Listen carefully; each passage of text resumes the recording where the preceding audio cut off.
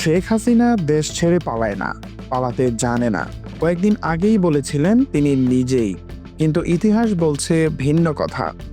২০২৪ সালের ৫ই আগস্ট স্বঘোষিত জনপ্রিয় প্রধানমন্ত্রী ২১ বছরের একচ্ছত্র শাসক শেখ হাসিনা দেশ ছেড়ে পালিয়ে যান।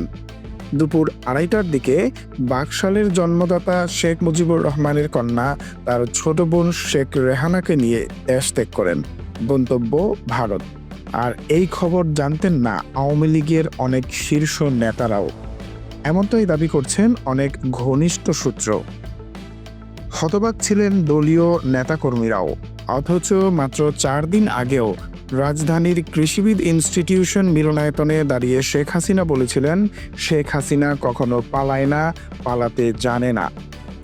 এরও আগে ১৪ জুলাই চীন সফর শেষে প্রেস কনফারেন্সে বলেছিলেন, অনেকে বলছে প্রধানমন্ত্রী পালিয়ে গেছে, আমি কি পালিয়ে গেছি? বাস্তবতা হলো তার এই কথা, এই দৃঢ়তা সব মিথ্যা প্রমাণিত হয়েছে ৫ আগস্ট দুপুরে।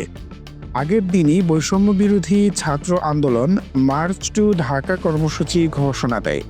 এই খবর পেতেই প্রধানমন্ত্রী শেখ হাসিনা কার্যত নির্বাহী আদেশে অনির্দিষ্টকালের কারফিউ জারি করেন। কিন্তু কারফিউ মানেনি জনগণ। লাখো জনতা রাস্তায় নেমে আসে স্বাধীনতা আর গণতন্ত্রের আকাঙ্ক্ষায়। সেই উত্তাল গণজোয়ারের মুখে আওয়ামী লীগ সভাপতি শেখ হাসিনা আর দাঁড়াতে পারেননি। একজন কখনো পালায় না বলা স্বৈরশাসক গোপনে দেশত্যাগ করে পালিয়ে যান প্রতিবেশী দেশ ভারতে। বিএনপির মহাসচিব মির্জা ফখরুল ইসলাম আলমগীর সেই সময় বলেছিলেন, তীব্র গণজোয়ার শুরু হয়ে গেছে, আওয়ামী লীগ পালানোর পথ পাবে না। আর তার কিছুদিন পরেই শব্দ আর স্লোগান নয়, বাস্তবেই পালালো আওয়ামী লীগের প্রধানমন্ত্রী শেখ হাসিনা। শেখ হাসিনার সেই প্রতিশ্রুতি, সেই আস্থা, সেই দৃঢ় ভাষণ সবকিছু প্রমাণ করছে ইতিহাসের এক নির্মম ব্যর্থতা।